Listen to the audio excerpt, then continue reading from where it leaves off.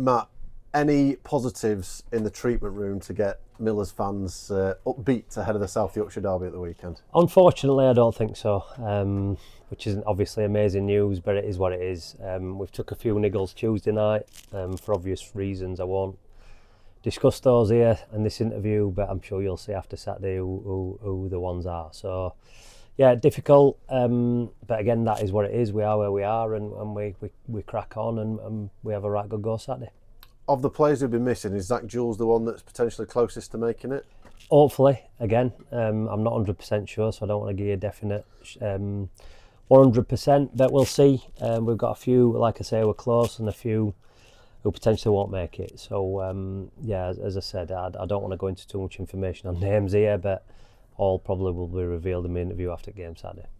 And given those conversations, is there likely to be anybody coming in to add to your squad before the weekend? Because I know you're obviously keen. You were chatting to a couple of targets after we saw you last at Oakwell. What's the latest on that? Well, we're still chatting. Obviously, transfer window ends Monday. It would be great to get them in for Saturday, but at the same time, I've got to be careful. We don't just rush for a certain player just because of a certain situation.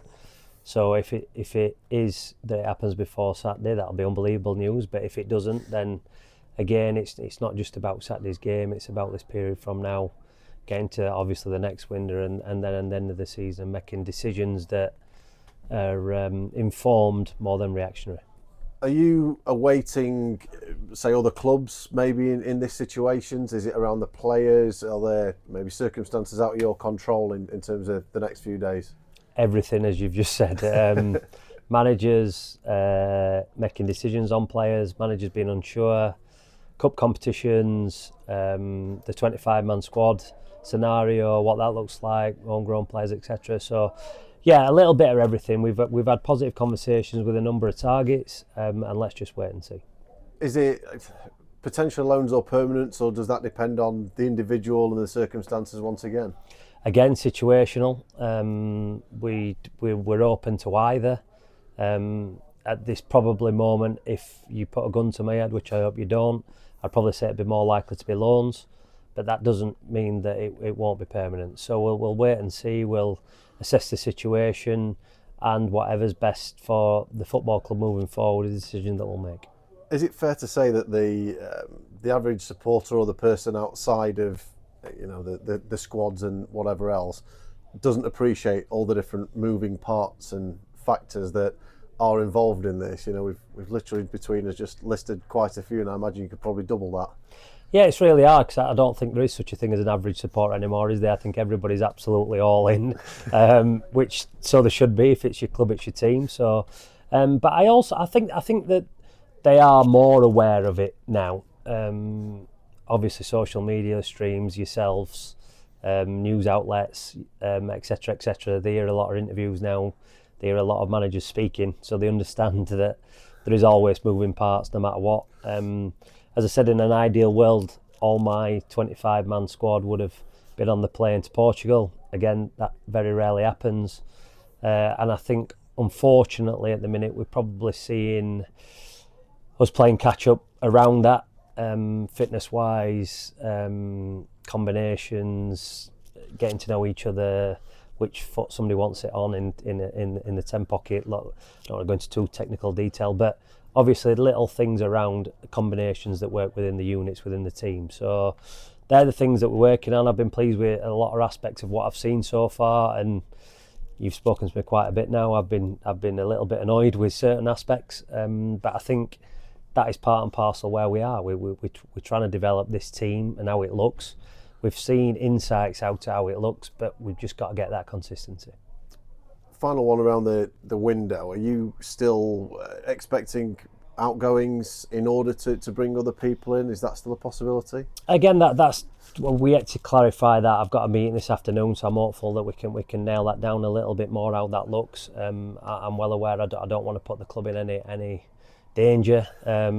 However, we have to move forward with the team and try and get the right ones in. So again, like it's a sensible approach, but an informed approach. But like I'm like any other manager, I want the best players here and now, and obviously the chairman will be well aware with that. But He's the man who says yes or no, and we'll be having a good conversation. He's been really supportive so far in everything that we've looked to do this off season. So I'm sure that we'll get some positive news. But again, I'm fully aware of how the land lies, and sometimes as a manager, unfortunately, you don't get everything that you want. But I knew that coming into this football club. But I'm well aware that we have to make better informed decisions to make sure that we're aligned on our path moving forward. You've got a South Yorkshire derby coming up this weekend. You've just had a South Yorkshire derby. There will be a lot of these this season, which is what makes League One so interesting in this part of the world. It was your first one as the boss on Tuesday night. How did you find it? I enjoyed it. I enjoyed the atmosphere. I enjoyed the build up to it. I'll probably enjoy it even more Saturday. With it being a league game, I'm excited. I'm looking forward to it. Obviously, we've had success against Doncaster previously. That doesn't mean anything today.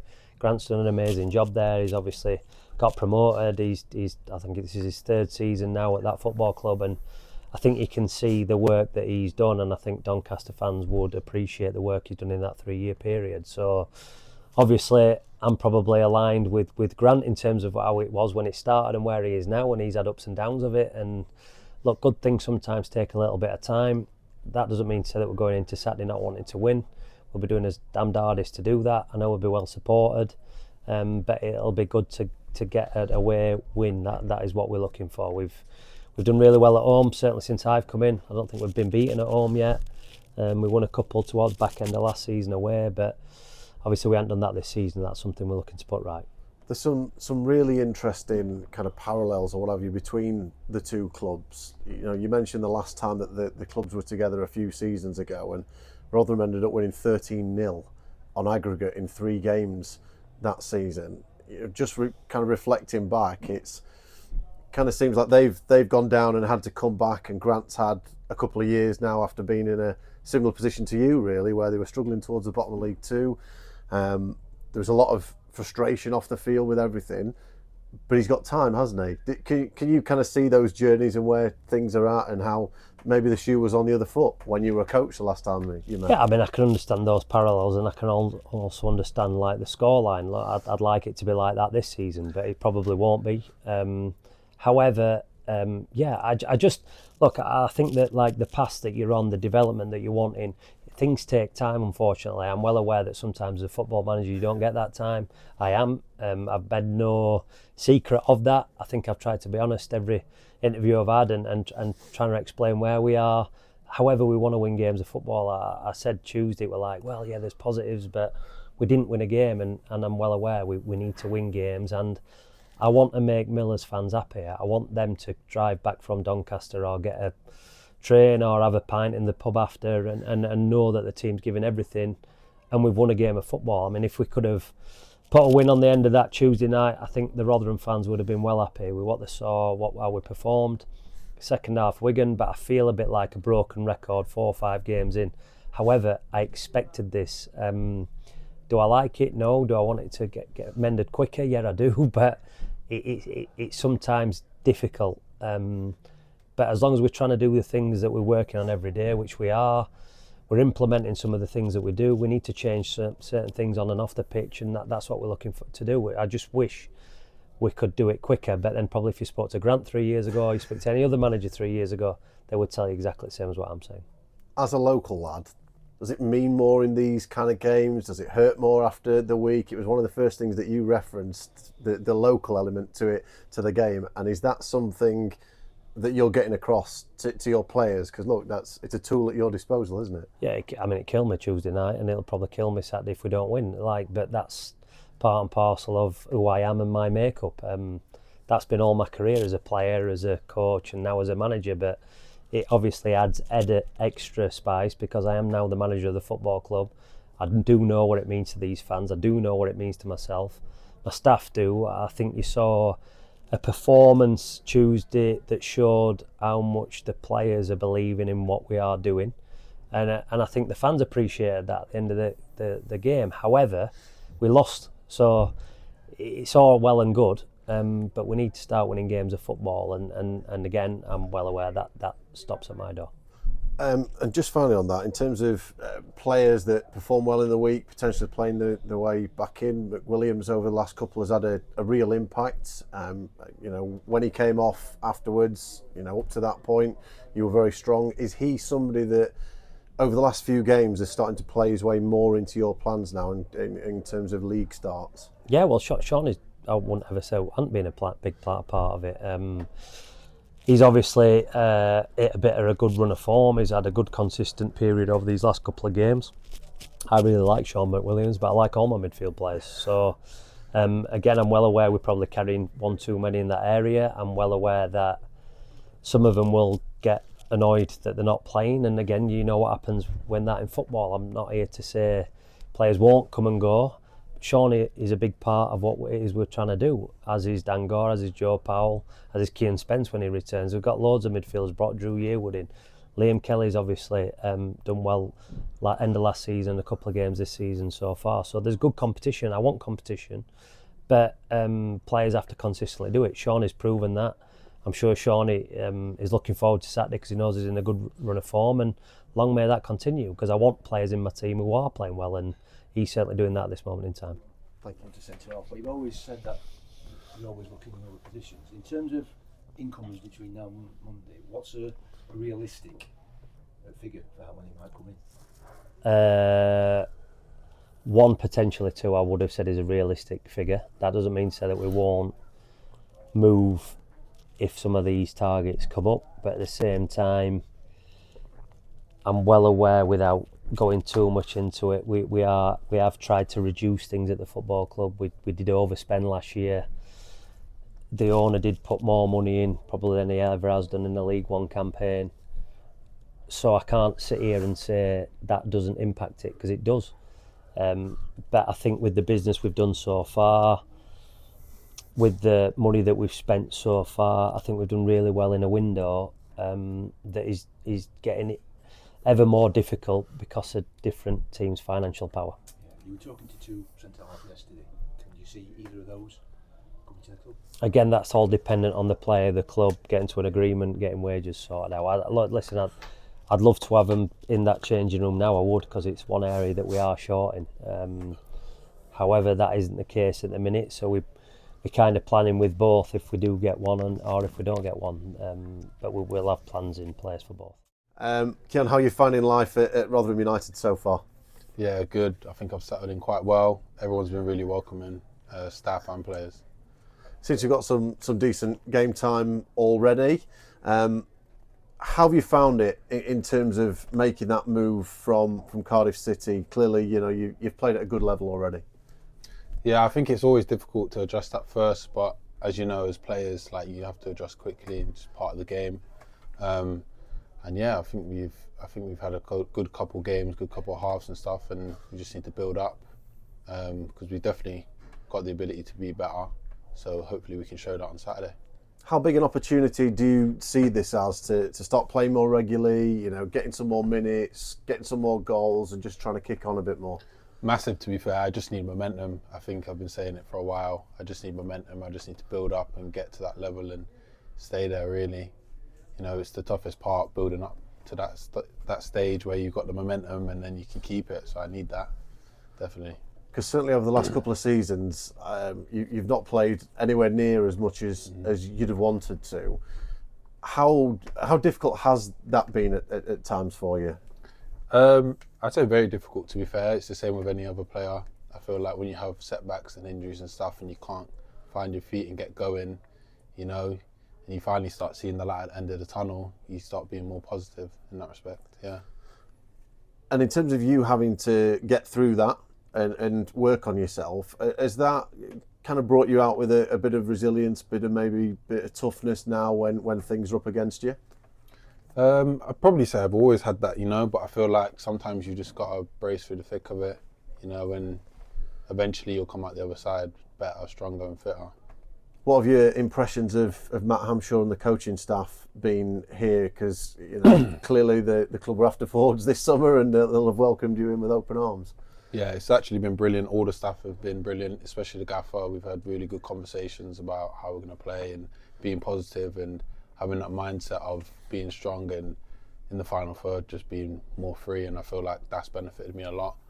I like to be a bit unpredictable at times, so having that license to do so and having the confidence backed by the manager is a wonderful thing.